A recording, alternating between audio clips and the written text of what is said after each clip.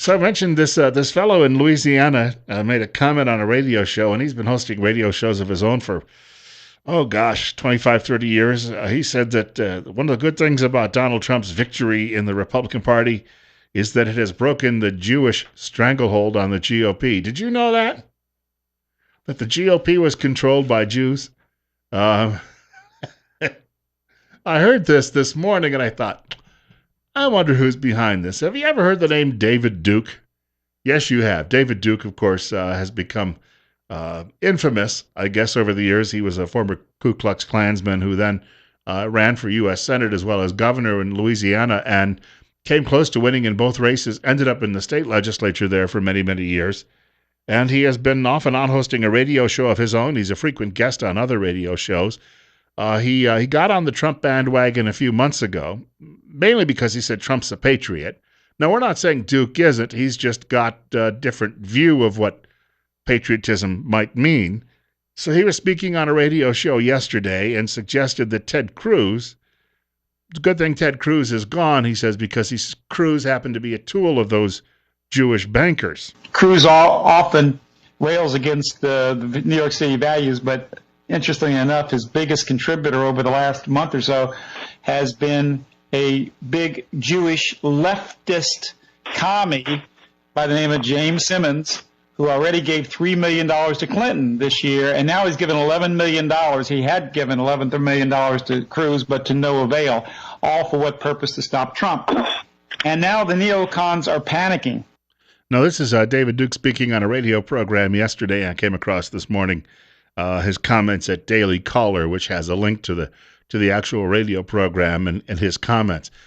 Now, what'll happen today is you will have media go out and they'll tell Donald Trump, you need to denounce him again, because he's already been asked to denounce him once during the course of the campaign. Couple of thoughts here. Trump doesn't know David Duke, knows of him, but doesn't know David Duke, and Trump isn't seeking an endorsement from David Duke.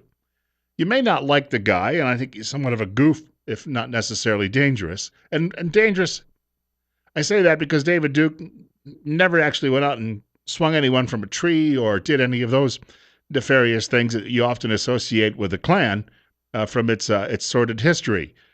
But here's a thought for all of you. When they go to Trump and they say, you must disavow him and say that he's a bigot and a racist and shut him down, and as if Trump has any control over this. Let's just say you're a businessman and you're working in a small town. I grew up in a small town. I knew people who were racists and bigots, but again, they didn't go out and burn crosses or swing anyone from trees or throw rocks through church windows or do those things. They were just, most of them didn't like anybody. But on the other hand, they kept to themselves, and they kept their houses in good shape, and they paid their bills, and they went about their lifestyle. They had to go buy groceries. Here's the thing. If you own a local store, and you've got a guy who's coming in every week, and he's coming in and he's buying all of his groceries at your store, he buys all of his gardening stuff at your store, he buys all of his electrical needs at your store, he buys furniture at your store, but you know that he's a bigot, are you going to say, hey, sorry, I don't want you shopping in my store anymore? Or are you going to take his money? Because up till now, he hasn't been hanging anyone from trees. He hasn't been burning crosses or smashing church windows. And this is the point. I mean, if you're running a shopkeeper, and perhaps you'd be accused of, if you can't deny someone service because they're black or Hispanic, or because they're Jewish, or because they're wearing a dress and they're a man, how can you deny David Duke service? And I bring that up because all of these people who want Trump to denounce Duke just are doing it to try to put Trump between a rock and a hard place because they don't like Trump. Duke went on, by the way, during the course of the radio program to dig his hole a little deeper when he suggested that Jews have now abandoned the Republican Party, and he says good for Trump. But I think it's also important to know that the neoconservatives are into a scorched earth policy right now.